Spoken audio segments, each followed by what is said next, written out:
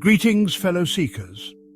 Today we step into the mist-laden moors and shadowed glens where sorrow lingers like a curse upon the land. Here, among the ruins of lost homes and the echoes of forgotten grief, you may hear the sound of a mournful wail, a sound not meant for mortal ears, a harbinger of death itself. These are the cries of the Banshee. The Banshee is no ordinary spectre. Unlike mindless undead bound by rage or hunger, the Banshee is a creature of sorrow, a spirit eternally mourning the life it once had. Born from tragedy and twisted by fate, these spectral beings haunt the places they knew in life, forever lamenting their own demise. Their presence alone is unsettling, but it is their wail that makes them truly terrifying. A single piercing cry can drain the life from those who hear it, leaving only silence in its wake. Join us as we uncover the origins, powers, and haunting legends of the Banshee. The Banshee was once an elf, but not just any elf.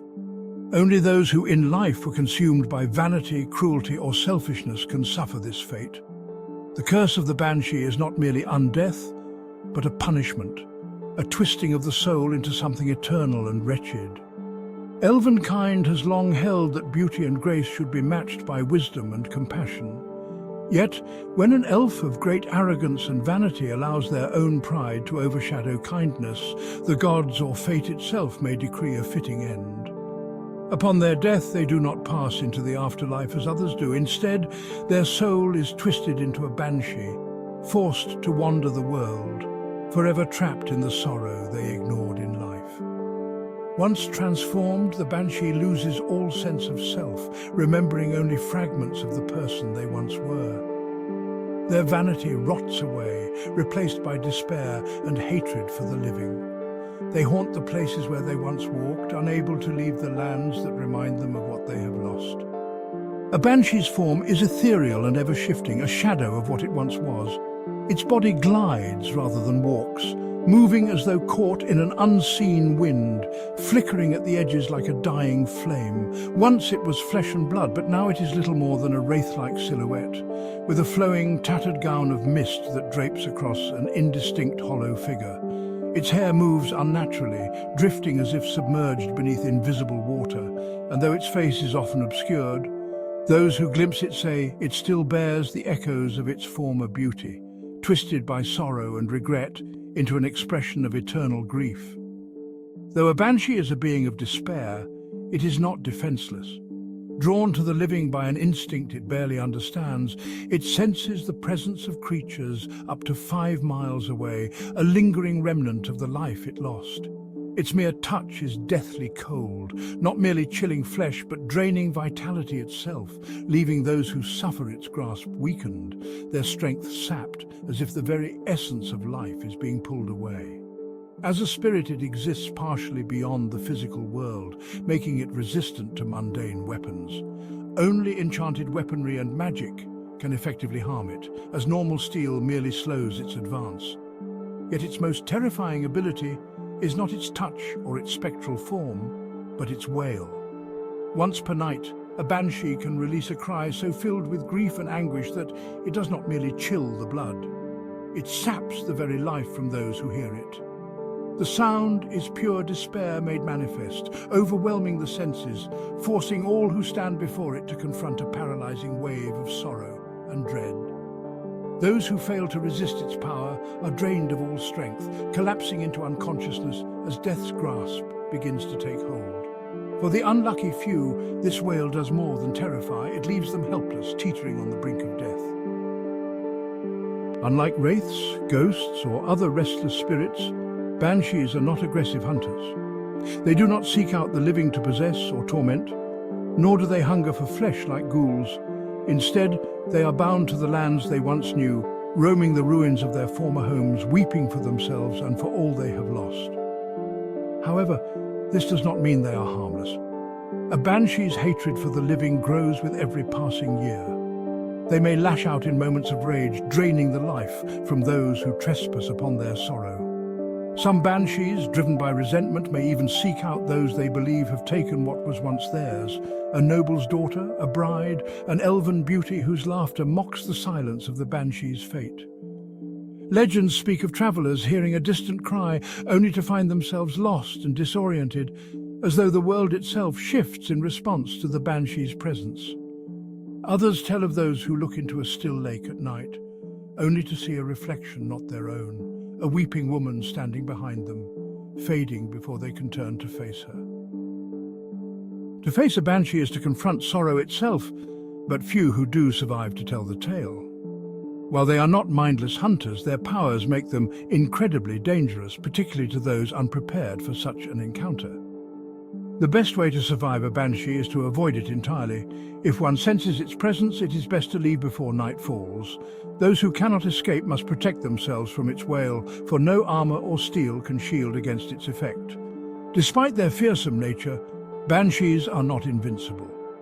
They can be banished by powerful magic, particularly spells that repel or destroy the undead. Clerics and paladins wielding divine magic are particularly effective at turning them away. Though they're resistant to non-magical weapons, enchanted blades can strike true. Unraveling their curse, tracing their past, and setting right the wrongs that bound them to undeath may be the only true way to grant them peace. To put a banshee to rest is no easy task, but those who succeed do more than destroy a monster. They free a tormented soul from a fate worse than death. Within the archives of the SeekersSociety, many accounts speak of banshees, not as mindless spirits, but as tragic figures, their suffering woven into the very fabric of the lands they haunt. Among these tales, few are as chilling as that of Lady Cithril of Valemore, an elven noble whose beauty was matched only by her cruelty. In life, she basked in admiration, turning away suitors not with words but with scorn. It is said she took pleasure in watching them despair, their hearts broken beyond repair. But fate is seldom kind to those who revel in vanity. When her life was cut short, some say by misfortune, others by a spurned lover's curse, she found no peace in death. Now, in the mist-cloaked ruins of Valemore, a mournful cry drifts between the trees when the moon is high. Travellers who stray too close speak of a still, glassy pool where the air grows unnaturally cold and silence presses against the ears like a hand upon the throat. Those who dare to look into the water say they see not their own reflection, but hers, a sorrowful woman staring back, reaching out as though pleading to be remembered. None who have lingered long have returned unchanged, for where the wail of a banshee is heard, misfortune is sure to follow. Another tale, recovered from the journals of a long-lost seeker, tells of the wailing widow of Blackmere Keep. The story speaks of an elven woman, once known for her radiant beauty, who was betrothed to a noble of great renown. Yet, on the eve of their wedding, she vanished without a trace, and though her body was never found, the halls of Blackmere Keep fell into ruin soon after.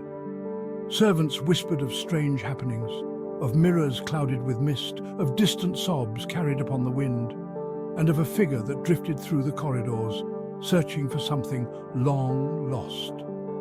Centuries have passed, yet the legend endures.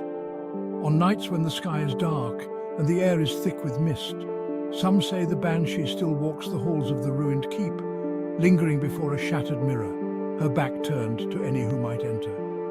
But should a visitor be foolish enough to speak, to step closer, or, God forbid, to look into the mirror beside her, they say the veil between the living and the dead grows thin, and the last sound heard before darkness takes them is a whispering wail, no louder than a sigh. Such stories are more than mere warnings.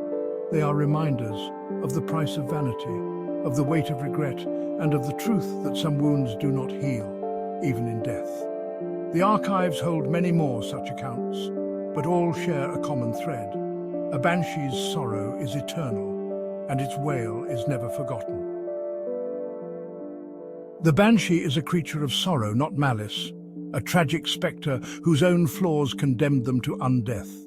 They are both feared and pitied, for their existence is an eternity of mourning, regret, and loneliness. To hear their cry is to know death is near, and to see one is to glimpse a fate that all fear, one where neither life nor death offers peace. And thus we conclude this entry into the archives of the Seekers Society. If you've enjoyed this exploration of the Banshee, be sure to like this video and subscribe to the channel. Have you ever encountered a Banshee in your adventures? Or do you know of a tale where their wail foretold doom? Share your stories in the comments below. And if there is another creature you would like us to explore next, please let us know. Until next time, Seekers, tread carefully and may sorrow never claim your path.